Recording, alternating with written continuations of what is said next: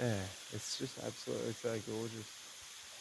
And then there's like a little, like I don't know, I'd say a little like pool down there, and then I think it goes up into another waterfall, and it'd sort of keep going down into a creek.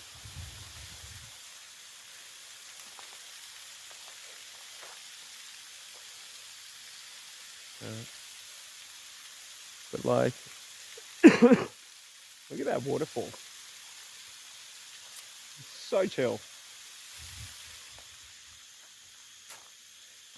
But I don't think wow, I don't think it goes any lower from here. But you just look out, and it's just so like immensely beautiful. But like, it's just so crazy because it's overcast here today, and